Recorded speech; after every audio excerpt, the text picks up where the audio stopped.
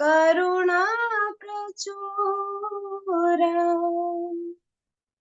हे न प्रभु को था गिला आचार्य ठाकुर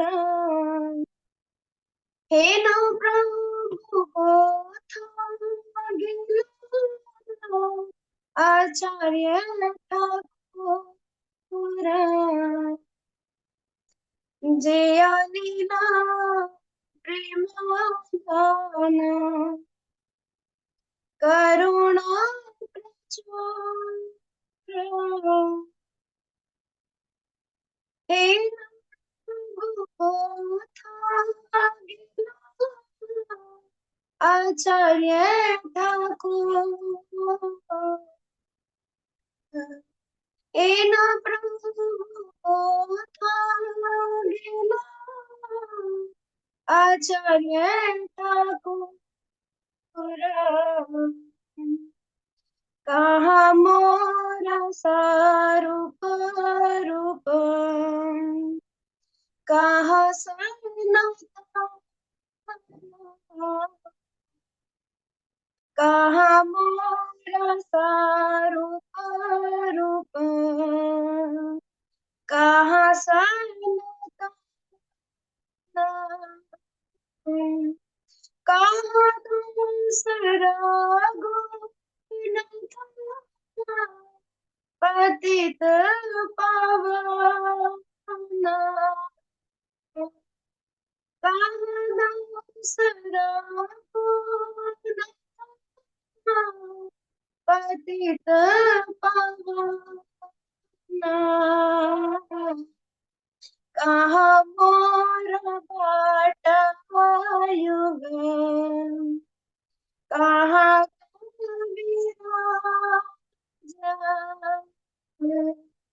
कहा मोर बाट युग कहा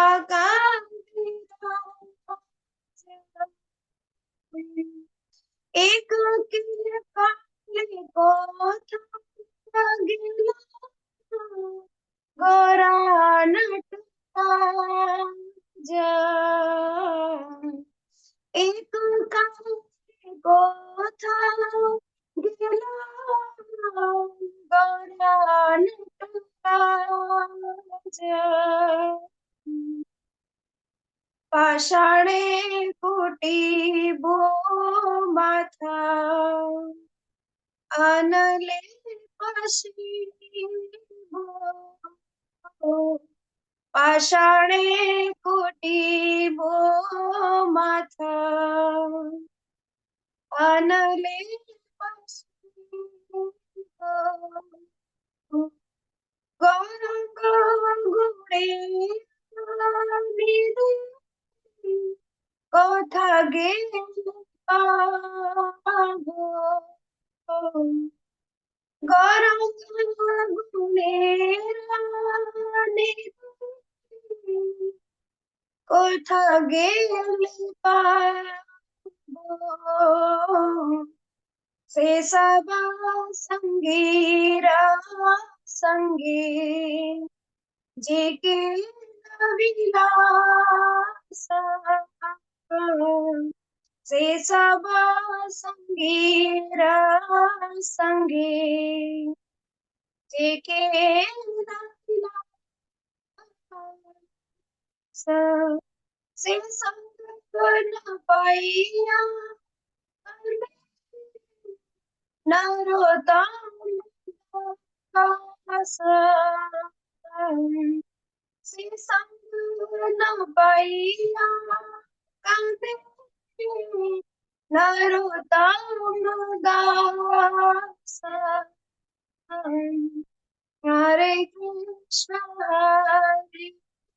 कृष्ण कृष्ण कृष्ण हरे हरे हरे राम राम राम राम हरे हरे हरे कृष्ण कृष्ण कृष्ण कृष्ण हरे हरे, हरे राम हरे राम, राम राम हरे हरे। हरे कृष्ण। सभी को मेरा प्रणाम। तो ये भजन है, जय अनिल प्रेम धन करुणा प्रचुर, नरोत्तम दास ठाकुर। षड गोस्वामियों के जाने के बाद चैतन्य महाप्रभु तो पहले ही अपनी नित्य लीला में प्रवेश हो गए थे, और उसके बाद षड गोस्वामी भी चले गए। तो नरोत्तम दास ठाकुर जो है वो रुदन कर रहे हैं, अपने जो वैष्णव गण चले गए हैं, क्योंकि उनका संग नहीं मिल पा रहा। और बता रहे हैं हम जैसे पतितों को कि वैष्णवों के संग का कितनी महिमा होती है। नरोत्तम दास ठाकुर जो है वो रो रो करके पुकार रहे हैं कि वो कहाँ चले गए हैं, ये सब मैं क्यों संग नहीं कर पा रहा हूँ, मुझे सबका संग चाहिए, क्योंकि कहते हैं भक्तों के संग के बिना भक्ति नहीं होती। इसलिए नरोत्तम दास ठाकुर हमें इस भजन के माध्यम से समझा रहे हैं कि भक्तों का संग कितना जरूरी। कह रहे हैं, जे अनिल प्रेम धन करुणा प्रचुर, हे न प्रभु को था गेला आचार्य ठाकुर। तो श्रीनिवास ठाकुर के लिए कह रहे हैं कि अहो, जो अप्राकृत प्रेम धन अनिल प्रेम धन करुणा प्रचुर, ये कैसा धन है? ये ऐसा धन है जो अप्राकृत प्रेम का धन। अप्राकृत मतलब जो इस संसार में देखने को नहीं मिलता। आप देखेंगे जितने भी रिश्ते नाते हमारे हैं, ये सब प्रेम, जो ये जो प्रेम नहीं है, क्या है? एक तरीके से हम कह सकते हैं कि बदले में हम कुछ और डिमांड करते हैं किसी भी रिश्ते में। वो प्रेम नहीं है, लस्ट है। कहते हैं there is a no love, there is only lust, यानी हमारे काम वासनाएं हैं एक दूसरे के प्रति, प्रेम नहीं है वहां पर। प्रभुपाद भी कहते थे कि इस संसार में प्रेम है ही नहीं, तो हम किस प्रेम के पीछे भाग रहे हैं? हम सोच रहे हैं पति पत्नी का प्रेम है, माता पिता का प्रेम है, भाई बहन का प्रेम। कोई प्रेम नहीं है। सिर्फ ये ऐसी मतलब वासनाएं हैं जो हमारे अंदर उड़ती हैं, और हम किसी ना किसी की आवश्यकताओं को पूर्ति करने के लिए ये सब चीजें करते रहते हैं। जे अनिल प्रेम धन करुणा प्रचुर, ये इतना प्रेम धन है ये, करुणा प्रचुर, और वो भी भर भर करके मिल रहा है। मतलब करुणा प्रचुर, इतनी कृपा मिली है, इतनी करुणा है। और करुणा के भंडार किसके लिए कह रहे हैं? श्रीनिवास ठाकुर के लिए। कि प्रेम धन तो देते ही है, लेकिन करुणा के भी भंडार है। हे न प्रभु केथा गेला, कहाँ गए हैं प्रभु? आचार्य ठाकुर, श्रीनिवास ठाकुर आप कहाँ चले गए? रतन दास ठाकुर पुकार रहे। कहाँ मोर स्वरूप रूप, कहाँ मेरे स्वरूप गोस्वामी, रूप गोस्वामी, कहाँ सनातन गोस्वामी, कहाँ दास रघुनाथ पतित पावन, और रघुनाथ दास गोस्वामी कहाँ है जो पतितों को पावन करने वाले? क्यों कह रहे हैं? सिर्फ चैतन्य महाप्रभु को पुकार के भी तो नरोत्तम दास ठाकुर कह सकते थे, क्यों ये षड गोस्वामियों का नाम लेकर पुकार रहे हैं? तो देखिए, ऐसा है, जब भगवान धरती पर आते हैं ना लीलाएं करने के लिए, तो पता है प्रेम देने के लिए ही आ रहे हैं, लेकिन उनके जो पार्षद गण होते हैं, जो साथ के जो संगी होते हैं ना, वो ज्यादा प्रेम करते हैं, वो ज्यादा प्रेम लुटाते हैं, ज्यादा लीलाओं में पार्टिसिपेट करते हैं। इसलिए हम उनके अनुगत है, इसलिए हम कहते हैं दास दास दास अनुदास। डायरेक्टली भगवान का दास नहीं बोल रहे, हम तो अनुदास है, यानी दासों के भी दास। इसलिए हम षड गोस्वामियों के लिए यहाँ पर बात कर रहे हैं। अब षड गोस्वामी जो कह रहे हैं, क्योंकि ये वो ही षड गोस्वामी है जिन्होंने चैतन्य महाप्रभु ने जिनको आदेश दिया कि जाकर मेरी दर्शन स्थलियां ढूंढो। आज हम जितनी भी ब्रज में, या जैसे हम जितने भी ब्रज कोष में जितनी सारी अलग अलग दर्शन स्थलियां देखते हैं, ये सब इन षड गोस्वामियों की देन है। हम जितने शास्त्र पढ़ रहे हैं, ये भी उन्हीं की देन है ना। हम भगवान के जितने स्वरूप, जो हम कहते हैं सप्त देवालय है वृंदावन में, हम जो उनके दर्शन करते हैं, राधा गोविंद, राधा गोपीनाथ, राधा मदन मोहन, राधा दामोदर, राधा वल्लभ, अलग अलग, ये सब क्या है? ये उन्हीं की ही देन है। उन्होंने ही ढूंढा, और उनके, क्योंकि भगवान कृष्ण के जो पड़पोत्र हैं ब्रजनाभ जी, उन्होंने ये विग्रह बनाए थे। लेकिन औरंगजेब के समय में ये ध्वस्त हो गए थे, या उनको कहीं और ट्रांसफर कर दिया गया था। तो ये षड गोस्वामी आए, इन्होंने वापस से उन विग्रह को ढूंढा, स्थापना की, राधा रमन और ये सब, और फिर इस तरीके से उनकी वापस से स्थापना हुई। हम सब भजनों में पढ़ते हैं, गोपाल भट्ट गोस्वामी और ये सब ने अलग अलग, मधु पंडित आदि ने गोपीनाथ जी की स्थापना की, रूप गोस्वामी, सनातन गोस्वामी, इन सब के अपने अपने विग्रह हैं। तो इसलिए इनके नाम हम पुकार रहे हैं, इसलिए नरोत्तम दास ठाकुर इनको पुकार रहे हैं। बिना भक्तों की भक्ति नहीं मिलती। हम चाहे तो बंद कमरे में बैठ करके ट्राई कर सकते हैं कि हम महीने भर तक माला कर पाएंगे क्या? भक्तों के साथ से ना माला कर पाएंगे। आप ऑनलाइन ऑफलाइन कुछ कनेक्ट मत करिए 1 मंथ तक, जितनी भक्ति आपने 5-6 महीने में की थी ना, सब साइड हो जाएगी, सब धरी की धरी रह जाएगी। आप अपने प्रयास से भक्ति नहीं कर रहे हैं, भक्तों के संग से भक्ति कर पा रहे हैं। आप खुद देखो, हम घर पे जपा करते हैं और एक हम जपा सेशन ज्वाइन करके जप करते हैं, कितना फर्क होता है। एक हम घर बैठ के जपा कर रहे हैं और एक हम ऑफलाइन भक्तों के साथ बैठ के जप कर रहे हैं, कितना फर्क होता है। हम कथा सुन रहे हैं घर बैठ कर के, नींद आ रही होती है आधी कथा में, है ना। और ऐसे ही अगर हम भक्तों के साथ बैठ कर के कथा सुन रहे हैं तो हम कहीं ना कहीं तरोताजा रहते हैं, हम फ्रेश फील करते हैं, हमें लगता है कि हम सब सुन रहे हैं साथ में बैठ के, एक दूसरे को जगह भी देते हैं अगर किसी को नींद आ गई गलती से मान ली। तो भक्तों का संग ही भक्ति का आधार है, लेकिन हम उसको कहीं ना कहीं भूल जाते हैं। इसलिए भक्तों का संग पाने के लिए हमें लालायित रहना चाहिए कि हम कैसे भी करके भक्तों के संग में रहे। आगे कहते हैं, कहा मोर भट्ट युग कहाँ कविराज। और मोर भट्ट युग कौन है? लोकनाथ गोस्वामी। और जो श्री जीव, जो भट्ट युग के लिए कहा गया है, ये रघुनाथ भट्ट गोस्वामी, रघुनाथ दास गोस्वामी, और ये इनके लिए कहा जा रहा है। भूगर्भ गोस्वामी, जो पहले दो गोस्वामी आए थे, भूगर्भ गोस्वामी और लोकनाथ गोस्वामी, जो षट गोस्वामियों से पहले आए। और कहाँ कविराज, कविराज कौन है? कृष्णदास कविराज गोस्वामी, जिन्होंने चैतन्य चरितमृत की रचना की। तो उनके लिए कह रही, कहाँ गए ये सब? कौन है वो? नरोत्तम दास ठाकुर के गुरु कृष्णदास कविराज गोस्वामी। एक काले कौथा गेला गौरा नटराज। और गौरा नटराज कहाँ गया? यानी चैतन्य महाप्रभु कहाँ चले गए? तो ऐसा विचार कर, मतलब रो रहे हैं और रो रो करके पुकार रहे हैं, कहाँ गए सब? इन सब के बिना तो मैं भक्ति भी नहीं कर पा रहा। नरोत्तम दास ठाकुर जैसी स्थिति के भक्त कह रहे हैं कि मैं कुछ कर नहीं पा रहा हूँ। पाषाण कुटीबो माता, क्या स्थिति हो रही है? ऐसा मन कर रहा है कि मैं पत्थर पे अपना सर दे मारूं। अनिल पशिवो, और आग में मैं कूद करके अपने आप को दहन कर दूं।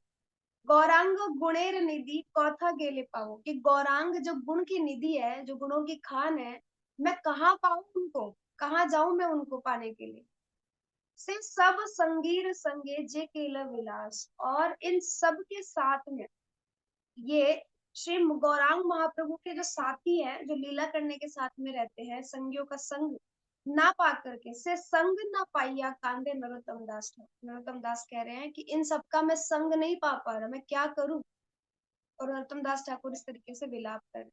हमारी स्थिति भी ऐसी होनी चाहिए। कहते हैं प्रार्थना करनी चाहिए डेली, हमें रोना चाहिए। सिर्फ रूटीन में हमारा क्या है, भक्ति भी रूटीन में आ गई है। रूटीन के अलावा कुछ करने की बात करते हैं ना, तो मन नहीं लगता हमारा, है ना। अब क्योंकि हमने ना कुछ चीजों को फिक्स कर लिया अपनी लाइफ में, सुबह उठ के जब करना है, मंगला आरती करनी है, थोड़ा श्रवण करना है, थोड़ा रीडिंग करना है, ये रूटीन है। होता है ना, रूटीन में आ जाता है, लेकिन भाव नहीं आ रहा। आप खुद देखो, कोई काम हमारे डेली रूटीन में जुड़ जाता है जब, तो अब हमें उसको, जैसे हम किचन में है फॉर एग्जाम्पल, अब आप कितने सालों से किचन में काम कर रहे हो, आपका ध्यान अगर कथा श्रवण में भी है, तो आपको पता है कि चाय का डब्बा कहाँ रखा है, चीनी का डब्बा कहाँ रखा है, ये कहाँ रखा है, वो कहाँ रखा है। आप बिना ध्यान दिए आराम से ले लोगे, और सारे काम आप कर रहे हो, लेकिन आपका ध्यान कथा में फॉर एग्जाम्पल, क्योंकि अब आपके वो रूटीन में आ गया। वैसे ही जब हम 4-5 साल से भक्ति में आते हैं ना, तो कुछ काम हमारे रूटीन में आ जाते हैं। भक्ति में काम की बात कर रही हूँ, जैसे जपा हमारे रूटीन में आ गया, अब रूटीन में आ गया है, भाव खत्म हो गया, भाव नहीं है। शुरू में जो भाव आ रहा था, अब वो भाव नहीं आ रहा है ना, उसके लिए कह रही हूँ। तो मतलब हमें कोशिश ये करनी चाहिए, हमारा प्रयास ये होना चाहिए कि रूटीन वर्क की जैसे भक्ति नहीं करनी है कि रूटीन है इसलिए कर रहे, नहीं, डेली विलाप करके सोना चाहिए, डेली प्रार्थना करनी चाहिए अपने वैष्णवों से, भगवान से, कि मेरी भक्ति नहीं हो रही है, और सच में नहीं हो रही। आप खुद विचार करके देखो, हम भक्ति नहीं कर रहे, हम रूटीन वर्क कर रहे हैं एक तरीके से। काफी बार चीजों को सोचते विचार से, और ये स्थितियां तब पता लगती हैं जब आप बीमार होते हो, अकेले होते हो ना, तो आप विचार कर पाते हो। तो 2 दिन से मेरा भी कुछ ऐसा ही फेस चल रहा था, मैं सोच रही थी कि भगवान, हम तो सब कुछ रूटीन रूटीन में लेकर के ही कर रहे होते हैं, भाव तो खत्म ही हो गया। आपको सबको भाव आता है, ऐसा कुछ हो सकता है आप लोगों को आता हो, पर मेरा तो ऐसा लगता है भाव ही खत्म हो गया है। हम रूटीन में ले लिए हैं, बस हमें ऐसा लग रहा है कि ठीक है, सुबह उठ के जब करना है, 1-1.5 घंटा जपा ज्वाइन करके जूम सेशन ज्वाइन कर लिया, दैट्स इट। अब हो रही है माला तो ठीक, नहीं हो रही है तो ठीक, मन कहीं भाग रहा है तो ठीक, नहीं भाग रहा है तो ठीक, 16 राउंड जपने हैं बस, ठीक है। ऐसी स्थिति में वो नहीं होना चाहिए। मतलब भाव, भाव बहुत जरूरी है, भगवान को भाव चाहिए आपके, ये। और जो आप माला नाम कर रहे हो ना, आप प्रयास जो कर रहे हो, मतलब कि मैं अच्छे से अपनी 16 माला करूं, उस प्रयास को भगवान देखते हैं। आप 16 माला की जगह 32 करोगे लेकिन रगड़ रहे हो, तो भगवान के लिए कोई मतलब नहीं है उसका। है ना? कुछ लोग साथ में खड़े होकर के हरे कृष्ण कृष्ण कृष्ण हरे राम राम राम हरे। चाहे सामने वाले की माला डिस्टर्ब हो रही हो, लेकिन हम खुद अपनी अपनी माला को रगड़ने में लगे रहते हैं। लेकिन हम नहीं ध्यान देते उस चीज को। एक भाव होता है भगवान के प्रति, उसी के अकॉर्डिंग नाम लेना चाहिए। तो नरोत्तम दास ठाकुर कैसे अपने वैष्णव को पुकार पुकार करके रोए। कभी हमें ऐसा भाव आया चैतन्य महाप्रभु आप क्यों चले गए, क्यों हम साथी गण नहीं बन पाए, क्यों उनके लीलाओं में हम पार्टिसिपेट नहीं कर पाए, कभी ऐसा भाव आया आप लोगों को? नहीं आता। है ना? बहुत रेयर कभी किसी का भजन सुन लिया, किसी शुद्ध भक्त के मुख से कोई कथा श्रवण कर ली है, तो 1-2 मिनट के लिए फिर भी ऐसा भाव आता है। फिर भी ऐसा लगता है कि अरे काश हम भी होते, काश प्रभुपाद की लीलाओं में हम भी होते, है ना? काश हमारे दादा गुरु महाराज की लीलाओं में हम भी होते। तो ऐसे आता है 1-2 मिनट के लिए, लेकिन क्या पूरा दिन वो भाव रहता है? नहीं रहता। नहीं रहता, क्योंकि हम उस पर चिंतन ही नहीं कर रहे होते, सोच ही नहीं रहे होते। क्योंकि हमने तो रूटीन बना लिया भक्ति को भी। अब सुबह स्कूल जाना है, उस बैग उठा करके वैसी वाली स्थिति हो गई हमारे साथ। बच्चा रोते रोते रोते रोते स्कूल पहुंच जाता है, भाव नहीं है, मन नहीं है, पर करना पड़ रहा है क्योंकि जबरदस्ती है, रूटीन में है उसके, उसको करना ही होगा। तो हमने भी सोच लिया है कि अरे ठीक है, अब संसार से तो मुंह मोड़ ही लिया है। तो मोड़ा नहीं है, जबकि अभी हम सिर्फ शो ऑफ कर रहे हैं कि हमने मोड़ लिया है। अभी आसक्तियां हैं हमारे अंदर कहीं ना कहीं गुप्त रूप में छिपी हुई। और अब क्योंकि संसार में वापस जा नहीं सकते, पूरी तरीके से भक्ति त्याग देंगे, तो लोग उपहास बनाएंगे कि अरे 2 दिन की भक्ति थी क्या, बड़ा झोली माला लेके इधर उधर भाग दौड़ कर रही थी, बस 2 दिन ही भक्ति की, बाद में उस उपहास के चक्कर में हम टिके रहना चाहते हैं भक्ति में। तो ऐसी भक्ति ऐसी स्थिति में कर रहे हैं, ना भक्ति छोड़ पा रहे हैं ना कर पा रहे, इसलिए हम रूटीन में बना करके उसको चल रहे हैं। ये आपकी स्थिति नहीं, मेरी स्थिति है, इसलिए मैं मतलब बताने का प्रयास कर रही हूँ कि सच में ऐसा फील होता है कि दीक्षा लेने के बाद में हम तो मतलब थोड़े ढीठ जैसी स्थिति में हो गए। सबको ऐसा लग रहा है कि क्या कर रहे हैं हम, बस गुरुदेव ने कह दिया 16 माला तो करनी है। किसी ने कह दिया कि आधा घंटा, जब आधा घंटा रीडिंग करनी है, 1 घंटा ये नहीं करनी है, तो बस वो कर रहे हैं। अब उससे क्या सुना, क्या समझा, विचार नहीं किया, ध्यान नहीं दिया, अप्लाई नहीं किया लाइफ में, तो कोई मतलब नहीं है उस कथा श्रवण का या अध्ययन का, अगर आपने विचार नहीं किया अपनी स्थिति पे। और अगर आप डेली अपने आप को इम्प्रूव नहीं कर रहे हो, तो कल आपने जो किया, आज आपने जो किया, इसमें थोड़ा इम्प्रूवमेंट होना चाहिए। अगर कल जो आपने किया और आज आपने जो किया सेम ही चल रहा है, पिछले कुछ दिनों से, पिछले कुछ महीनों से, कुछ सालों से, तो कोई मतलब नहीं है जो हम कर रहे हैं उसमें। तो अगर हम चाहते हैं कि हम निष्ठा स्तर तक जाए, रुचि स्तर तक जाए, तो हमारा प्रयास होना चाहिए कि हम अनर्थों को जल्दी से जल्दी काट दें। और वो तब कर पाएंगे जब भजन क्रिया स्ट्रांगली हम करेंगे। तो भजन क्रिया अच्छे से होगी तो अनर्थ कटेंगे, जब अनर्थ कटेंगे तो फिर नाम में निष्ठा होगी, फिर उसके अलावा कुछ और दिखेगा ही नहीं, और फिर रुचि आ जाएगी। उसके बाद फिर आपको कोई नीचे नहीं गिरा सकता, फिर आप रुचि स्तर पर एकदम स्थिर होकर चलेंगे। फिर आगे की स्थिति है भाव प्रेम, ये सब आगे की स्थिति है, महाभाव प्रेम और ये सब। तो पहले हमें रुचि स्तर तक जाना है। प्रयास तो यही होना चाहिए कि हम कैसे भी करके और रुचि स्तर तक जाए, मनुष्य जीवन के स्तर एटलीस्ट हम इतना तो क्रॉस कर ले भक्ति के स्तर में से। ठीक है? तो हरे कृष्णा, आप सभी का स्वागत है आज की भगवद गीता क्लास में। ओम अज्ञानतिमिरन्धस्य ज्ञानञ्जनशलाकया चक्षुरुन्मीलितं येन तस्मै श्रीगुरुवे नमः। श्रीचैतन्यमनोभीष्टं स्थापितं येन भूतले स्वयं रूप कदा मह्यं ददाति स्वपदान्तिकम्। वन्देऽहं श्रीगुरो श्रीयुतपदकमलं श्रीगुरून् वैष्णवांश्च श्रीरूपं साग्रजातं सहगण रघुनाथान्वितं तं सजीवम् सावधेतं सावधूतं परिजनसहितं कृष्णचैतन्यदेवं श्रीराधा कृष्णपादान् सहगण ललिता श्रीविशाखान्वितांश्च। हे कृष्णा करुणा सिंधु दीनबन्धो जगत्पते गोपेश गोपिका कांत राधा कांत नमोस्तुते। तप्त कांचन गौरांगी श्री राधे वृंदावनेश्वरी वृषभानुसुते देवी प्रणमामि हरिप्रिये। जय श्री कृष्ण चैतन्य प्रभु नित्यानंद श्री अद्वैत गदाधर श्रीवासादि गौर भक्त वृंद। हरे कृष्ण कृष्ण कृष्ण हरे हरे, हरे राम राम राम हरे हरे। नमो विष्णुपादाय कृष्णपृष्ठाय भूतले श्रीमते भक्तिवेदांत स्वामिनिति नामिने। नमस्ते सरस्वती देवी गौरवाणी प्रचारिणे निर्विशेष शून्यवादी पाश्चात्य देशतारिणे।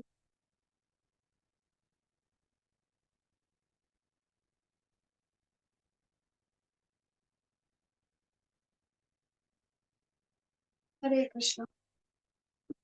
सब लोगों से रिक्वेस्ट है कि प्लीज हमें साकार रूप में बैठ जाएं, थोड़ा मुझे भी ऐसा लगे कि हाँ आप सब लोग बैठे हैं सामने। ऐसा लग रहा होता है प्रोफाइल फोटो को ही हम लोग क्लास दे रहे हैं। तो जो लोग एटलीस्ट घर बैठे हैं या ऑफिस में बैठे हैं ऑन कर सकते हैं वीडियो। तो हमारी भगवत गीता चल रही है और हमने कहाँ तक कर लिया था? श्लोक नंबर 49 हमने कर लिया है। 50 करेंगे हम। बुद्धि युक्तो जहातीह उभे सुकृत दुष्कृते तस्मादो ज्ञाय युजस्यश्व योग कर्म सुकौशलम। भक्ति में संलग्न मनुष्य इस जीवन में ही अच्छे तथा बुरे कार्यों से अपने को मुक्त कर लेता है। अतः योग के लिए प्रयत्न करो, क्योंकि सारा कार्य कौशल यही है। किसके लिए? योग के लिए प्रयत्न करो। तो पहले ही हमने योग पे काफी चर्चा की है कि योग का मतलब है जुड़ना, भगवान से जुड़ना, है ना। योग का मतलब ही होता है जुड़ना, मतलब भगवान से जुड़ना। तो यह कह रहे हैं कि भक्ति में जो मनुष्य संलग्न होता है वो अपने जीवन में ही अच्छे और बुरे कार्यों से अपने को मुक्त कर लेता है, क्योंकि ना तो वो सकाम कर्म करता है ना विकर्म करता है, वो अकर्म करता है, जहां पर वो भगवान की प्रसन्नता के लिए कर्म कर रहा है। अब ना तो वो किसी चीज को पाने के लिए कर्म कर रहा है और ना गलत कोई कर्म कर रहा है, तो दोनों ही स्थिति में उसको परिणाम नहीं भुगतने पड़ेंगे, क्योंकि वो जो कुछ कर्म कर रहा है भगवान की प्रसन्नता के लिए कर रहा है। अगर उसके नैतिक कर्म भी वो कर रहा है, घर में खाना पीना सोना उठना बैठना जॉब करना पैसा कमाना फैमिली का ध्यान रखना, ये सब भी अगर वो कर रहा है और ये सोच के कर रहा है कि कृष्ण की प्रसन्नता के लिए कर रहा हूँ, तो वो भक्ति में कर्म कर रहा है, यानी उसको पाप और पुण्य उसमें नहीं लगेंगे।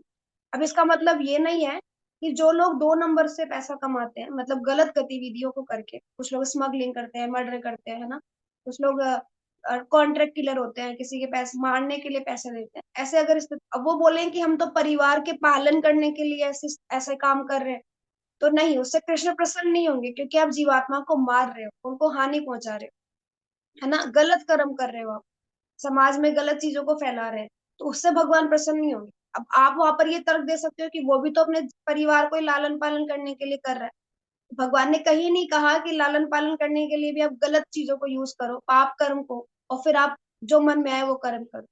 तो इसलिए ध्यान देना चाहिए कि शास्त्र हमें क्या सहमत, इसके लिए क्या परमिशन देते हैं कि हम ऐसा कोई कर्म करें जिससे बाकी जीवों की हानि हो या उनका नाश हो या हम उनको किसी ना किसी तरीके से कोई क्षति पहुंचा रहे हैं, तो ऐसा कर्म हमें नहीं करना। तो हमें क्या कर्म करना है कि हम सिर्फ भगवान की प्रसन्नता के लिए जो कर्म करें। तो भगवान कैसे प्रसन्न होते हैं? जब आप ये सोच करके कर्म करो कि भगवान ने मुझे ये शरीर दिया है ना, भगवान ने मुझे ये संसार दिया, ये परिवार दिया है, मुझे सिर्फ लालन पालन करना है, मैं इनका करता नहीं हूँ, ठीक है, मैं तो एज अ वॉचमैन की जैसे इन पे निगरानी रख रहा हूँ, इनका ध्यान रख रहा हूँ, बस। मैं इनके रक्षक की भांति नहीं हूँ, रक्षक तो एक ही है, वो है कृष्ण। कृष्ण ही रक्षा कर रहे हैं, सब कुछ कृष्ण ही कर रहे हैं। मैं तो केयर टेकर जैसी सिचुएशन में हूँ। जैसे कुछ लोग बड़े बड़े बंगलो खरीद लेते हैं लेकिन रहते नहीं है, कुछ लोग बाहर विदेश में रहते हैं और अपने पीछे से उस यहाँ के घरों में केयर टेकर रख देते हैं। अब वो केयर टेकर उस घर का मालिक तो नहीं है ना, उसको तो सिर्फ ध्यान रखने के लिए रखा गया। वैसे ही हम लोग हैं, तो हम इस घर के मालिक नहीं है, हम केयर टेकर जैसे। तो हमें देखभाल करने के लिए रखा गया है, बस। आज आप हो, कल आप चले जाओगे, कोई और आ जाएगा केयर टेकर के रूप में, है ना। तो अपना नहीं समझना हमें। तो कह रहे हैं कि वो अपने आप को, अगर कोई भक्ति में संलग्न हो गया है, तो बुरे और अच्छे कार्यों से वो अपने आप को मुक्त कर लेता है। योग के लिए प्रयत्न करो, क्योंकि सारा कार्य कौशल यही है। क्या कह रहे प्रभुपाद तात्पर्य में? जीवात्मा अनादि काल से अपने अच्छे तथा बुरे कर्म के फलों को संचित करता रहा है ना, यही करते आए हम, या तो हम गलत कर्म करते हैं या हम सही कर्म करते हुए हैं। तो हम कर्म फलों को इकट्ठा कर रहे हैं, कुछ अच्छे कुछ बुरे, इसलिए हमारा जन्म जो है इस भौतिक संसार में हुआ है। फल तो निरंतर अपने स्वरूप से अनभिज्ञ रहा। कौन सा स्वरूप? जीवेर स्वरूप होए कृष्णेर नित्यदास। उसको पता ही नहीं है कि उसका स्वरूप क्या है। और स्वरूप किसका होता है? आत्मा का। शरीर का क्या स्वरूप? तो आत्मा का क्या स्वरूप है? कि हम भगवान के दास हैं। तो वो इस स्वरूप को भूल गया क्योंकि उसे नहीं पता, क्योंकि वो जन्म जन्म यही करते हुए आया है शारीरिक स्थिति में ही। तो उसको नहीं पता कि आत्मा का भी अपना स्वरूप है और वो भी कुछ कर्म करना चाहती है। वो भगवान से जुड़ना चाहती है। वो उस संबंध को भूल गई। इसलिए इस अज्ञान को भगवत गीता के उपदेश से दूर किया जा सकता है। अब हमें लगता है कि जो व्यक्ति इस संसार से सब कुछ उसको लग रहा है सब कुछ मेरा है, लेकिन भगवान को अपना मानने को स्वीकार नहीं कर रहा कि भगवान मेरे हैं। तो अगर वो इस अज्ञानता में है, उसको लगता है कि बस मैं ही सब कुछ हूँ, भगवान नहीं है, तो अगर वो इस अज्ञानता में है तो इस अज्ञानता को सिर्फ एक ही चीज जो है वो दूर कर सकती है, वो है भगवत गीता, भगवान के द्वारा बोली गई वाणी। यह हमें पूर्ण रूप में भगवान श्री कृष्ण के शरण में जाने तथा जन्म जन्मांतर कर्म फल की श्रृंखला का शिकार बनने से मुक्त होने का उपदेश देती है। अतः अर्जुन को कृष्ण भावनामृत में कार्य करने के लिए कहा गया है, क्योंकि कर्म फल के शुद्ध होने की यही प्रक्रिया है। तो हमने लास्ट 2.47 में एक चर्चा की थी कि कर्म करने का अधिकारी है ना, कर्म फल का अधिकारी नहीं है। ये बात की थी हमने कि कर्म करने का अधिकारी है, कर्म फल का अधिकारी नहीं है। और उसके बाद हमने चर्चा की कि अगर मान लो आप कर्म कर रहे हो और कर्म फल भी मिल गए, तो उन कर्म फलों में आसक्ति नहीं होनी चाहिए, वो आप कृष्ण को समर्पित कर दो।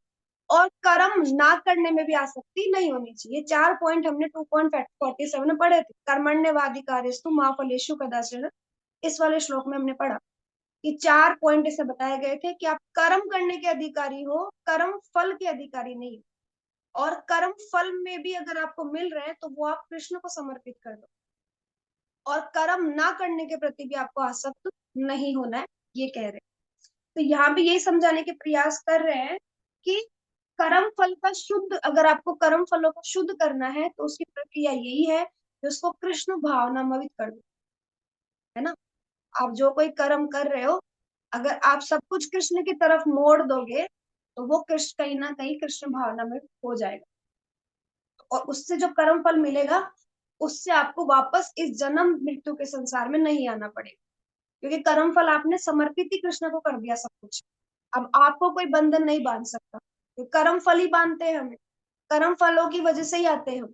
आज हमने किसी को चाटा लगाया, आपने कर्म फल इकट्ठा कर लिया, अगले जन्म में आपको फिर आना पड़ेगा उसकी तरफ से चाटा खाने के लिए।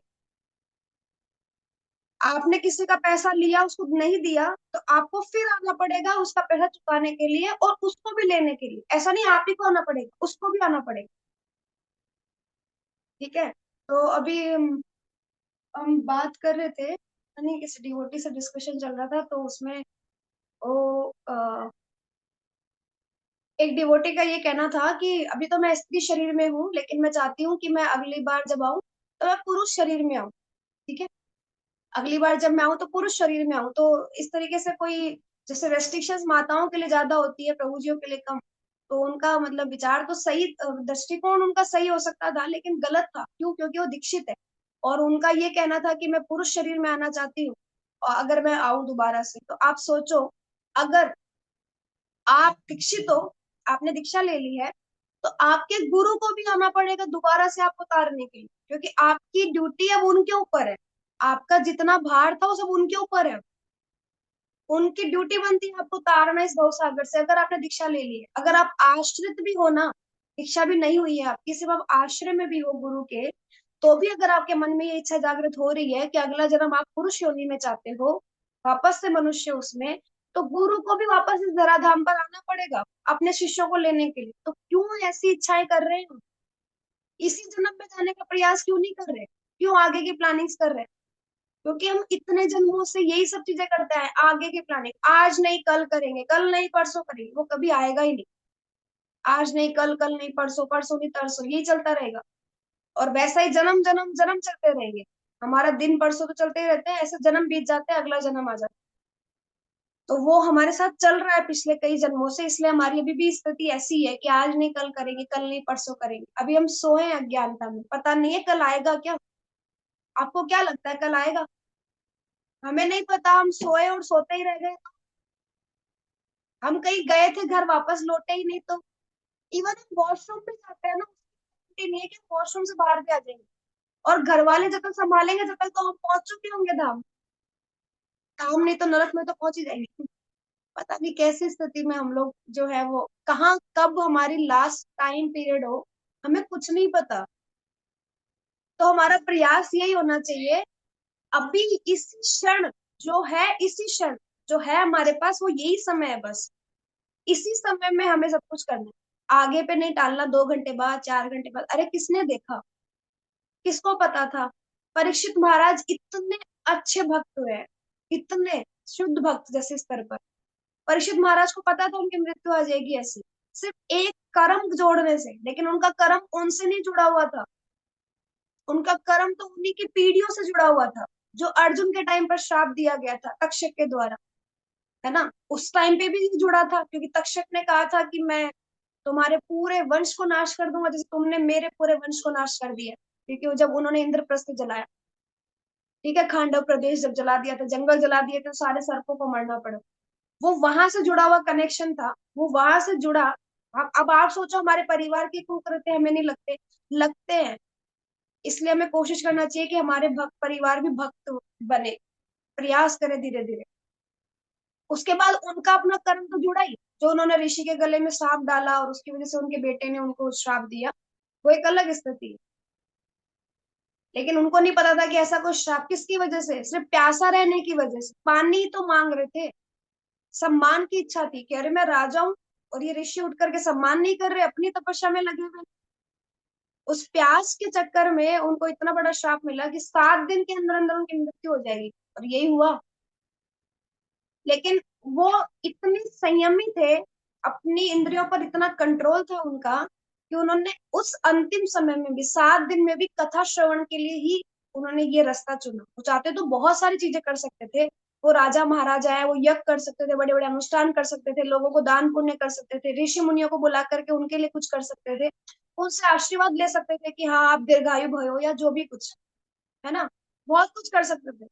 लेकिन एक मार्ग जो ये था कि वो भगवान की कथा श्रवण करेंगे, और वो ही सब कुछ है। तो सिर्फ कथा श्रवण जो एकमात्र उपाय है इस संसार की अग्नि से बचे रहने का, तो हमें भी कथा श्रवण पर पूरा फोकस होना चाहिए, हमारा ध्यान भी उसी पर होना चाहिए। हमें नहीं पता कब क्या हो जाएगा। जनक महाराज जैसा होना चाहिए हमें। कैसा? कि जनक महाराज जो है कथा सुन रहे थे और पता लगा उनके महल में आग लग गई। किसी ने बोला, अरे महाराज महाराज आपके महल में आग लग गई। बोला, हाँ कोई बात नहीं, लगने दो, कथा छोड़कर नहीं गए। क्या ऐसी स्थिति में हम हैं? क्योंकि अगर जला भी रहा है तो भी कृष्ण, और बचा भी रहा है तो भी कृष्ण, हम कहाँ बचा लेंगे? उनकी इच्छा से तो पंख भी नहीं हिलते, कहते ना, पत्ता भी नहीं हिलता भगवान की इच्छा के बिना। तो जो कुछ हो रहा है उन्हीं की इच्छा से हो रहा है। तो हम क्यों प्रयास कर रहे हैं? हमें तो जो करना है भक्ति में कर्म, उसमें लगना चाहिए। तो कर्म फल शुद्ध, एटलीस्ट अगर आप कर्म के फलों में घुस भी रहे हो, कि अच्छे और बुरे कर्म करते करते, तो कर्म फलों को भगवान को अर्पित कर दो, कि भगवान जो भी हम कर रहे हैं उसके कर्म फल हमें नहीं चाहिए, सब आपका। कर्मजं बुद्धियुक्ता हि फलं त्यक्त्वा मनीषिणः जन्म बंध विनिर्मुक्ता पदम गच्छन्ति नामयम्।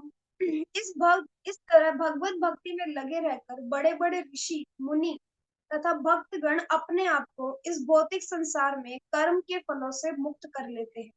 इस प्रकार वे जन्म मृत्यु के चक्र से छूट जाते हैं और भगवान के पास जाकर उस अवस्था को प्राप्त करते हैं जो समस्त दुखों से परे है। तो क्या कह रहे हैं, इस तरह भगवत भक्ति में लगकर, अगर आप भगवान की भक्ति में लगे हैं, तो बड़े बड़े ऋषि मुनि भक्तगण अपने आप को इस भौतिक संसार में कर्म के फलों से मुक्त कर लेते हैं। क्योंकि जो भी भक्ति में कर्म वो कर रहे हैं, वो सब कुछ भगवान को अर्पित करके कर रहे हैं, उन्हें बदले में कुछ नहीं चाहिए, सिर्फ भगवान की प्रसन्नता के लिए। और इसी तरह वो जन्म मृत्यु के चक्कर से छूट जाते हैं और भगवान के पास जाकर उसी अवस्था को प्राप्त करते हैं जो समस्त दुखों से परे है। वैकुंठ में कोई कुंठा नहीं होती, कोई चिंता नहीं होती, किसी तरह की कोई समस्या नहीं होगी, जन्म मृत्यु जरा व्याधि वाली स्थिति नहीं होगी। तो ऐसी जगह जाएंगे हम जहाँ हमें ये सब दुखों को देखना भी नहीं पड़ेगा, इनकी बात भी नहीं होती। देखना तो बहुत दूर की बात है, ऐसी चीजों की बात भी नहीं होती, क्योंकि ये वहां विद्यमान ही नहीं है। तात्पर्य में प्रभुपाद कहते हैं, जय श्री प्रभुपाद, मुक्त जीवों का संबंध उस स्थान से होता है जहाँ भौतिक कष्ट नहीं होते। मुक्त जीवों का संबंध कहाँ से होता है? उस स्थान से जहाँ भौतिक कष्ट नहीं होते। कहाँ नहीं होते भौतिक कष्ट? भौतिक कष्ट नहीं होते वैकुंठ आदि में, भगवान के धाम में। भागवत में 10th canto 14 number chapter and 58 श्लोक में कहा गया है, समाश्रिताय पद पल्लव फलम महत्पदम पुण्य यशो मुरारे भवाम बुद्धिर्वत्स पदम परम पदम पदम पदम यद्विपदाम न तेषाम्। जिसने उन भगवान के चरण कमल रूपी नाव को ग्रहण कर लिया है, ये गोपियों का संवाद है, जो दृश्य जगत के आश्रय है और मुकुंद नाम से विख्यात है, अर्थात मुक्ति के दाता है, उसके लिए यह भव सागर गोखुर में समाये जल के समान है। उसका लक्ष्य परम पदम है, अर्थात वह स्थान जहाँ भौतिक कष्ट नहीं है, या कि वैकुंठ है, वह स्थान नहीं जहाँ पद पद पर संकट है। क्या कहा है? जिसने उन भगवान के चरण कमल रूपी नाव को ग्रहण कर लिया। अगर आपने भगवान का आश्रय ले लिया है, तो ये वह भगवान जो है हमें इस भव सागर से, इस नाव में अपने चरण कमल के थ्रू जो है के द्वारा ही इस भव सागर से हमें तार कर देंगे, हमें पार लगा देंगे। जो दृश्य जगत के आश्रय है, जो हमें दिखाई दे रहा है, उस जगत के तो आश्रय ही नहीं, उसी पे सब कुछ टिका हुआ है। और मुकुंद नाम से विख्यात है, और ये अपनी तरफ इतना आकर्षित करने वाले ना मुकुंद, मतलब जो मतलब हनी, जो शहद हम कहते हैं ना, जितना शहद कितना मीठा होता है, कि सारी जो मधुमक्खियां हैं सब भागती है उसी की तरफ। और जितने सारे और अलग अलग तरीके के छोटे छोटे जीव होते हैं ना, वो भी उस शहद को चाटने के लिए लालायित रहते हैं। और वैसे मुकुंद भगवान के लिए कह रहे हैं कि कैसे है मुकुंद, मतलब मुक्तिदाता, एक मुकुंद जो मुक्ति देते हैं, वो मुकुंद अर्थात मुक्ति के दाता। उसके लिए ये भवसागर गोखुर में समाये जल के समान। कैसा है? जैसे तो हमने छोटा सा एक खड्डा आया, जैसे पानी भरा और हमने एक पैर उधर रखा और लांग के निकल गए। ये भवसागर हम ऐसे ही पार कर लेंगे अगर हमने भगवान के चरण कमल का आश्रय ले लिया है तो। उसका लक्ष्य परम पदम है, अर्थात वह स्थान। हमारा लक्ष्य क्या होना चाहिए? वो स्थान जहाँ पर किसी तरीके के कोई भौतिक कलमश, कोई भौतिक ये बीमारियां, ये रोग, ये सब चीजें नहीं हो, और ये भौतिक कलमश हट जाए। और क्या मिले? हम ऐसी जगह जाएं जो वैकुंठ है, जहाँ भौतिक कष्ट नहीं है, और वो स्थान जहाँ पद पद पर संकट नहीं है, ऐसी जगह हम जाएंगे। उसके लिए क्या, अज्ञानवश मनुष्य यह नहीं समझ पाता कि ये भौतिक जगत ऐसा दुखमय स्थान है जहाँ पद पद पर संकट है, इसलिए हमें तो इसी में रस आ रहा होता है ना। ये वैसी स्थिति है कि जैसे मान लो कि एक व्यक्ति था जो रोड के किनारे जा रहा था, और जाते जाते उसका पैर फिसला और वो आकर के खाई में गिरा। तो एक पेड़ से उसने अपने आप को पकड़ लिया, एक पेड़ को पकड़ा और लटक रहा उस पेड़ पे। अब उस पेड़ से कहीं ना कहीं शहद टपक रहा है, तो वो प्रयास कर रहा है कि मैं, मृत्यु के गाल में वो बैठा है, उसको निकलने का प्रयास करना चाहिए कि वो निकले, है ना। लेकिन अभी तो उसका ध्यान कहाँ है? उस शहद के बूंद पर जो गिर रही है। तो कभी वो इधर आगे मुंह फाड़ करके उस शहद को पीने की लालसा कर रहा है, कभी इधर। हम भी वैसी स्थिति में, उसी पेड़ पर एक सांप है जो लटपेटा हुआ है, लग रहा है पता नहीं कब हमें डस जाएगा, है ना। उसी उसी पेड़ पर उसी पेड़ पर वो शहद भी लगा हुआ है, और थोड़े टाइम का प्रयास है हमारा कि हमारे हाथ जो है वो उस पेड़ से हमने बांध रखे हैं, पता नहीं कब छूट जाएंगे, कब हमारी हिम्मत टूटी, कब वो चल हम नीचे गिर जाएंगे। लेकिन उस गाल के एकदम काल चक्कर में हम पड़ने के बाद में भी उस शहद की तरफ ही लालायित है। तो हमारी स्थिति भी कुछ ऐसी है, समय बीतता जा रहा है, काल एकदम सर पर मंडरा रहा है, कब मर जाएंगे, कब मृत्यु आ जाएगी पता ही नहीं। लेकिन फिर भी उस शहद, जो क्षण भर का सुख है, उसके पीछे पीछे भाग रहे हैं, उसको लेने के लिए। और उसको लेने के लिए इतना समय व्यर्थ कर रहे हैं, हमें लगता है बहुत समय है हमारे पास। अरे अभी तो बच्चे छोटे हैं, अभी तो बच्चे बड़े हो जाएंगे तब आराम से भक्ति करेंगे। बेटे की बहू ले आएंगे ना, तब आराम से भक्ति करेंगे। उसके बाद मैं अपनी आराम से बैठ कर के माला वाला करा करूंगी, है ना। ये दिन आएगा क्या? हमने अपना खुद का भाग्य खुद ही लिखा है क्या, कि हमें पता हो कि कब आएगा हमारी मृत्यु? ये सब कहने की बातें हैं। आप कह के अपने आप को सांत्वना दे सकते हो कि अरे बाद में करेंगे, थोड़ा सही हो जाए फिर करेंगे। कोई कहता है बीमार है ना, बीमार है ना, अभी थोड़ा 2-3 दिन में ठीक हो जाओ फिर करूंगा, इस बीमारी में निकल गए तो किसने देखा? वो समय ही नहीं आया तो वो हम नहीं सोचते, प्लानिंग्स करते हैं बस। तो हम भी वैसी स्थिति में है कि पेड़ पे लटके हुए हैं और शहद की तरफ भाग रहे हैं, जबकि पता है कि ये शहद तो छोड़ो, ये सांप कब डस लेगा पता ही नहीं।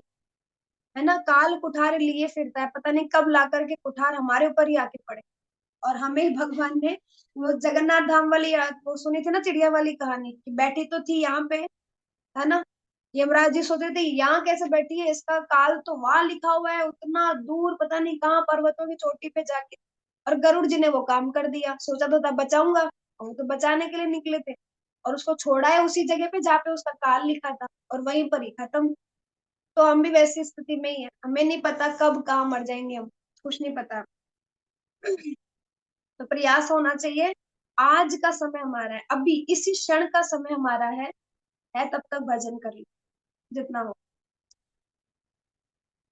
केवल अज्ञानवश अल्पज्ञानी पुरुष यह सोचकर कि कर्मों से वे सुखी रह सकेंगे, सकाम कर्म करते हुए इस स्थिति को सहन करते हैं, क्षण भर के सुख के लिए। जैसे घर में दुख आता है तो हम बोलते हैं अरे कोई बात नहीं, दुख आया ना, थोड़ी देर बाद सुख भी आएगा, ऐसे सांत्वना दे दे करके आगे बढ़ते हैं।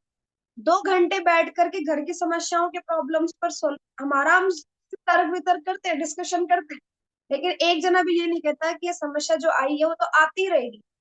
जो परमानेंट समस्या है, क्या, जन्म मृत्यु जरा व्याधि, अरे इसके लिए तो कुछ कर लो। जो परमानेंट जो प्रॉब्लम्स हमारे सामने ही खड़ी रहती हैं आए दिन, है ना, उसके लिए तो कुछ कर लो।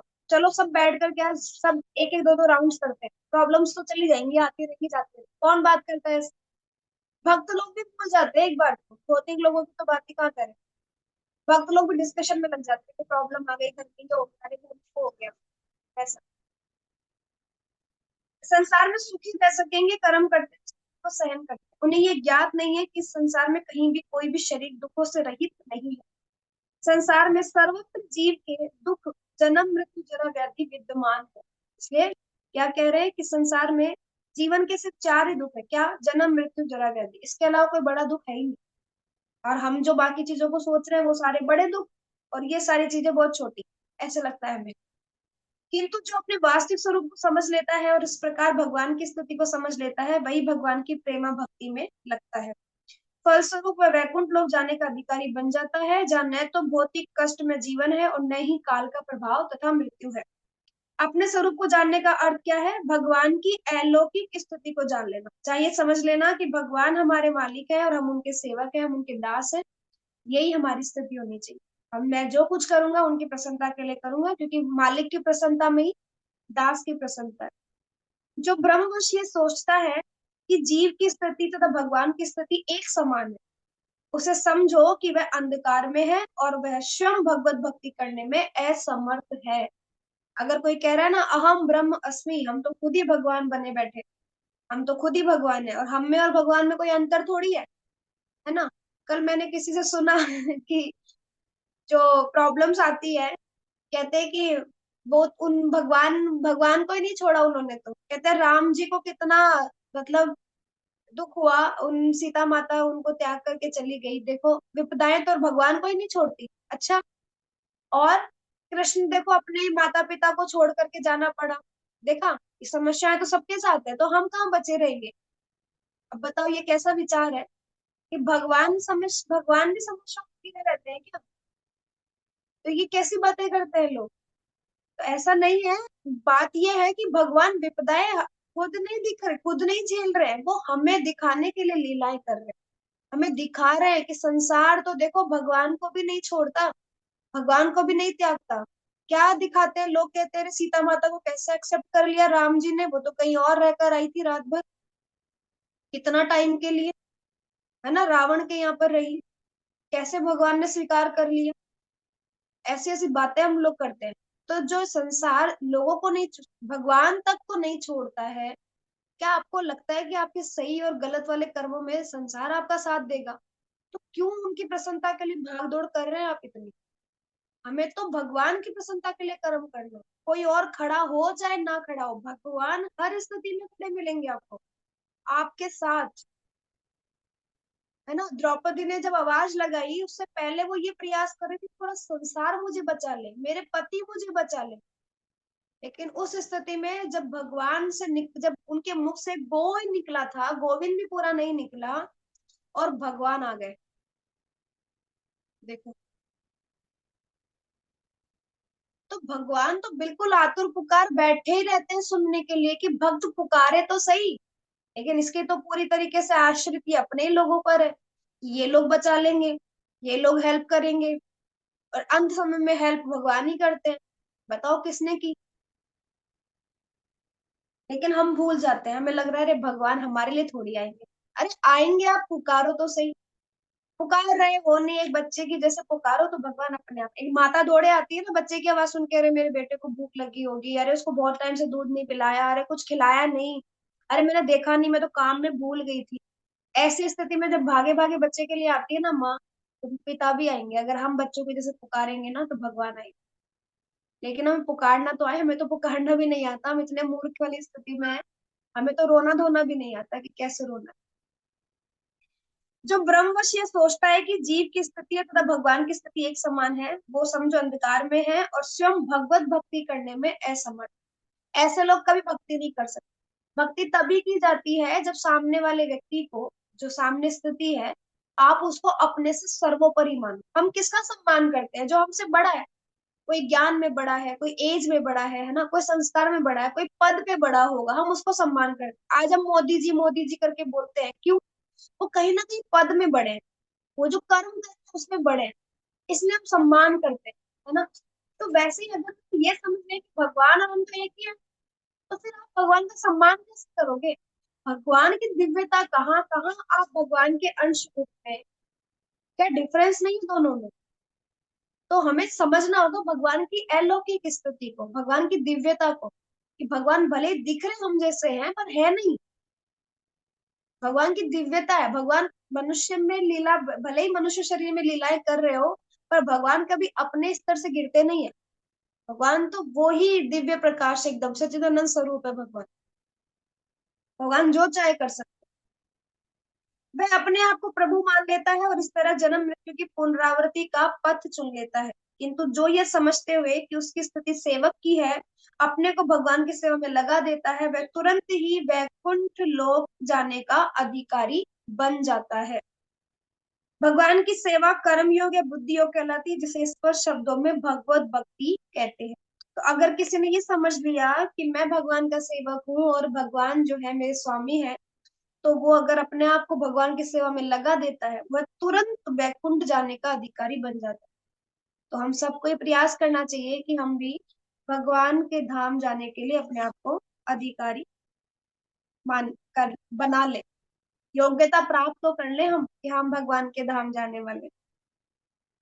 यदा ते मोह कलिलं बुद्धिर्व्यतिरिष्यति, तदा गन्तासि निर्वेदं श्रोतवश्यसु तस्य च। जब तुम्हारी बुद्धि मोह रूपी सघन वन को पार कर जाएगी, तो तुम सुने हुए तथा सुनने योग्य सबके प्रति अन्यमनस्क हो जाओगे।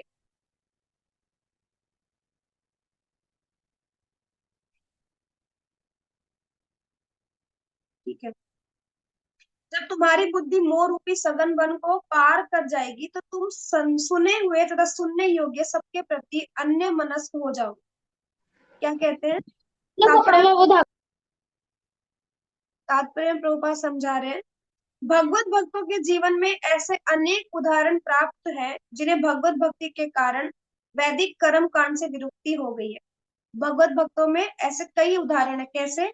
जो भगवत भक्ति करने लगते हैं ना, उनको संसार से वैराग्य हो जाता है। ये वैदिक कर्म कांड की कुछ करने के बदले में कुछ चाहना, इसलिए हम पूजा करते हैं, तो ऐसी वाली चीजों से हम दूर हो जाते हैं। जब मनुष्य श्री कृष्ण को तथा उनके साथ अपने संबंध को वास्तविक रूप में समझ लेता है, तो वह सकाम कर्मों के अनुष्ठानों के प्रति पूर्णतया अन्य मनस्क हो जाता है। अन्य मनस्क मतलब उसका और किसी चीज के लिए अब उतना विश्वास नहीं रहता। उसको लगता है कि जब मैंने कृष्ण को स्वीकार किया है स्वामी के रूप में, तो फिर कृष्ण ही मेरी रक्षा करेंगे, जो करेंगे वो मेरे लिए अच्छा ही करेंगे। तो हम किसी और चीज की तरफ नहीं भागेंगे, फिर हम कर्मकांड में नहीं उलझेंगे, ये कर लेता हूँ ये मिल जाएगा, अरे साइड बाय साइड ये कर लेता हूँ ये हो जाएगा। वो ये सब चीजें नहीं करेगा अगर कोई भगवत भक्ति कर रहा है तो। ठीक है। फिर क्या कह रहे हैं आगे उसके बाद, भले ही वह अनुभवी ब्राह्मण ही क्यों ना हो, भक्त परंपरा के महान भक्त तथा आचार्य श्री माधवेंद्र पुरी का कहना है। कौन है माधवेंद्र पुरी? जो भगवान चैतन्य महाप्रभु के गुरु है, ईश्वर पुरीपाद, उनके गुरु है माधवेंद्र पुरी। तो माधवेंद्र पुरी के लिए कह रहे हैं, संध्या वंदन प्रदमस्तु भवतो भो स्नानातुभ्यं नमो भो देवा पितरस्तर्पण विदो नाहं शम क्षम्यताम् यत्र पापी निषद यादव कुलोत्मस्तमस्य कंसदृश स्मारं स्मारमगम भरामि तदलं मन्ये किन्मन्येन मेन। हे मेरी त्रिकाल प्रार्थनाओं तुम्हारी जय हो। हे स्नान तुम्हें प्रणाम है। हे देव पितृगण, अब मैं आप लोगों के लिए तर्पण करने में असमर्थ हूँ। अब तो जहां भी बैठता हूँ यादव कुल वंशी कंस के हंता श्री कृष्ण का ही स्मरण करता हूँ, और इस तरह मैं अपने पाप में बंधन से मुक्त हो सकता हूँ। मैं सोचता हूँ कि यही मेरे लिए पर्याप्त है।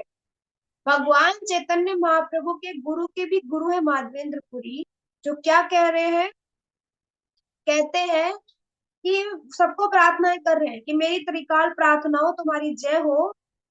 तीन काल मतलब तीन कालों में जो हम प्रार्थनाएं करते हैं, और जो स्नान कर रहे हैं उन्हें भी प्रणाम कर रहे हैं, स्नान करने उसको भी, जो देव पितृगण है, कहते हैं ये सब चीजों को मैं प्रणाम करता हूँ। मैं आप लोगों का तर्पण करने में अब असमर्थ हूँ। ना मैं पितरों का तर्पण कर पा रहा हूँ, ना मैं देव देवताओं को खुश रख पा रहा हूँ, ना मैं स्नान आदि क्रियाक्रमों में लगा हुआ हूँ। मैं ये सब कुछ नहीं करूंगा, मैं ये सब चीजों करने में असमर्थ हूँ। क्यों? क्योंकि जब भी मैं बैठता हूँ तो यादव कुलवंशी जो कृष्ण के हंता, कृष्ण को जो मारने वाले कृष्ण है, कंस को जो मारने वाले कृष्ण है, कंस हंता, उनका ही स्मरण करता हूँ, और इस तरह मैं अपने आप को पाप में बंधन से मुक्त करा सकता हूँ। तो मैं सोचता हूँ कि यही मेरे लिए पर्याप्त है। तो कह रहे हैं कि मेरे लिए तो यही पर्याप्त है कि मैं आप लोगों के लिए कुछ नहीं करूं, मैं सिर्फ कृष्ण के लिए ही ये सब चीजें करना चाहता हूँ। वैदिक रस्में तथा अनुष्ठान यथा त्रिकाल संध्या, प्रातःकालीन स्नान, पितृ तर्पण आदि नव दीक्षितों के लिए अनिवार्य है। क्या कहा गया है? ये सब चीजें किसके लिए अनिवार्य है? ये नियम योग ये सब चीजें किसके लिए स्थिति है? ये सब है नव दीक्षितों के लिए, जो भी नए नए दीक्षित हुए हैं या भी दीक्षित भी नहीं हुए।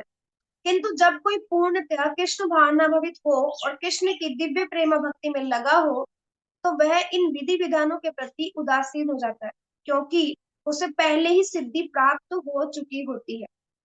तो देखो एक बात, कि हम जब नए नए जुड़ते हैं ना भक्ति में, तो हमें नियम दिए जाते हैं ताकि हम डिसिप्लिन में रहे, है ना।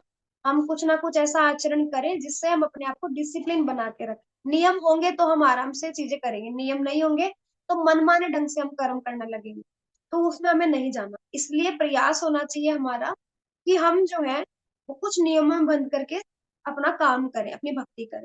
जैसे जैसे आपका स्तर बढ़ता चला जाएगा, आप प्रेम और भाव वाली स्थिति में जब आ जाएंगे, तो आप भूल जाओगे कि आपने स्नान भी किया या नहीं, है ना, आप जो जगह बैठे हो साफ भी है या नहीं। आप एक ऐसी समाधि में स्थित हो जाओगे जहां सिर्फ आपका आपका जो मन है वो सिर्फ भगवान के नाम में ही लगेगा। आपकी रुचि इतनी हो जाएगी भगवान के हरि नाम में, तो उसमें आप बस ये सोचोगे, ना मुझे भूख प्यास मुझे कुछ नहीं लग रही, ना कोई विग्रह सेवा, ना कुछ और, ना कोई मंदिर जाना, ना कुछ और। आप बस एक जगह बैठे हो और आपका सच्चित भगवान में लगा हुआ है। कोई नियम कोई कुछ करने की आवश्यकता आपको नहीं है, स्वतः ही आपके मन से भगवान का नाम निकले। तो वैसी स्थिति आने तक तो आपको नियम वगैरह करने पड़ेंगे, ऐसा कह रहे हैं। तो ये नव दीक्षितों के लिए है कि देव पित्र आदि को तर्पण करना, है ना, त्रिकाल संध्या करना, प्रातःकालीन स्नान करना। जैसे हम लोग अभी कार्तिक आता है तो कार्तिक में हम लोग बहुत नियम से चीजें करते हैं। तो ये सब चीजें तभी है जब तक आप नव दीक्षित हो, आप नए नए हो अभी। लेकिन जैसे ही आप पूर्णतया कृष्ण भावनामय हो जाते हैं तो आप पर ये सारे नियम लगने बंद हो जाते हैं, क्योंकि आप भगवान की प्रेमा भक्ति में लग जाते हैं। तो वह इन विधि विधानों के प्रति उदासीन हो जाता है, क्योंकि उससे पहले ही सिद्धि प्राप्त हो चुकी होती है। यदि कोई परमेश्वर कृष्ण की सेवा करके ज्ञान को प्राप्त होता है, तो उसे शास्त्रों में वर्णित विभिन्न प्रकार की तपस्या तथा यज्ञ करने की आवश्यकता नहीं रह जाती। और अगर कोई भगवान को समझ गया है, कोई भगवान की शक्तियों को समझ गया है, भगवान के आविर्भाव के जो रहस्यमय जो कारण है उनको जानने लगा है, तो अब उसको अलग अलग शास्त्र और ये सब चीजें करने की आवश्यकता उनको नहीं है, यज्ञ आदि तपस्या आदि करने की आवश्यकता नहीं है। इसी प्रकार जो यह नहीं समझता कि वेदों का उद्देश्य कृष्ण तक पहुंचना है और अपने आप को अनुष्ठान आदि में व्यस्त रखता है, वह केवल अपना समय नष्ट करता है। सारे वेदों का सार एक ही है, क्या? भगवान की भक्ति करना और भगवान के धाम जाना, यानी भगवान के पास जाना। तो जिसको ये पता है कि हमारे सारे वेद शास्त्र पढ़ने का, यज्ञ अनुष्ठान आदि करने का एक ही सार है, क्या? भगवान तक पहुंचना।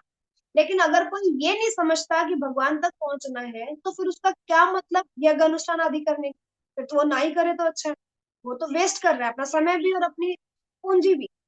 कृष्ण भावनामय व्यक्ति शब्द ब्रह्म की सीमा या वेदों तथा उपनिषदों की परिधि को भी लांघ जाते हैं, क्योंकि कृष्ण भावनामय व्यक्ति जो होते हैं ना, वो शब्द ब्रह्म जो ये है और वेद और उपनिषदों की जो परिधि जो बनाई गई है उसको भी लांघ जाते हैं। उनके ऊपर कोई कर्म नहीं लग रहा होता, तब उनके ऊपर कोई तरीके का दोष नहीं लगता। अगर वो भगवत भक्ति में है तो कोई तरीके का दोष आपकी तरफ आएगा भी नहीं, अगर आप ये सब कर रहे हैं तो हमारा प्रयास होना चाहिए कि हम अगर भगवान की भक्ति कर रहे हैं तो पूर्णतः सरेंडर होना चाहिए, पूर्ण शरणागति के साथ करना चाहिए, साइड बाय साइड और कोई काम नहीं करना चाहिए।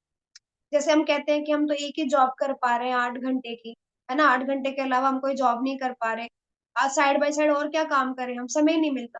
तो वैसा ही भक्ति में करो, आप जितना कुछ कर रहे हैं कृष्ण के लिए करो, जितना समय मिल रहा है कृष्ण के लिए यूटिलाइज करो। साइड बाय साइड और चीजों को देखते देखते मत चलो, कभी देवताओं के लिए कुछ कर दिया, कभी पितरों के लिए कुछ कर दिया, कभी यज्ञ अनुष्ठान आदि कर दिया, कभी किसी के लिए दान पुण्य कर दिया, ये सब में नहीं जाना हमें। एक शरणागति मतलब एक शरणागति, ऐसा नहीं बुधवार को गणेश जी को मान रहे हैं, मंगलवार शनिवार को हम हनुमान जी को मान रहे हैं, संडे को हम कहते हैं कि हम सूर्य देव को मानेंगे, शनिदेव को मानेंगे सैटरडे को। ये नहीं होना चाहिए हमारा। भक्त लोग कर्मकांड में नहीं फंसते, एक ही चीज को तय करके चलो कि पूर्ण शरणागति कृष्ण पर, बस, बाकी नहीं। ठीक है, तो प्रयास यही होना चाहिए कि हम सबका, ये 2-3 श्लोक यही बताने की कोशिश कर रहे हैं कि इस भौतिक जगत में हम आए हैं तो हर जगह विपदा है। यदा पदम पदम यद विपदा, ये हर जगह विपदा खड़ी है, हर जगह प्रॉब्लम्स है। एक ही सोल्यूशन है, कृष्ण की भक्ति, बस, जो हमें करनी है। अब वो हमें विपदाएं दे। अब आप देखो, कुंती महारानी की शिक्षाओं से पता लगता है, कुंती महारानी जी कहती है कि विपदा तू शाश्वत, विपदाएं तो अशाश्वतम, मतलब आती रहनी चाहिए, शाश्वत होनी चाहिए विपदाएं। क्योंकि भगवान को कहती है, माधव कृष्ण को, कि आप विपदाएं थी तो हमारे साथ थे, जैसे ही विपदाएं खत्म हुई आप द्वारका की तरफ चल पड़े, आप तो जा रहे हैं, तो अब मेरे और मेरे बच्चों का ध्यान कौन देगा, कौन रखेगा?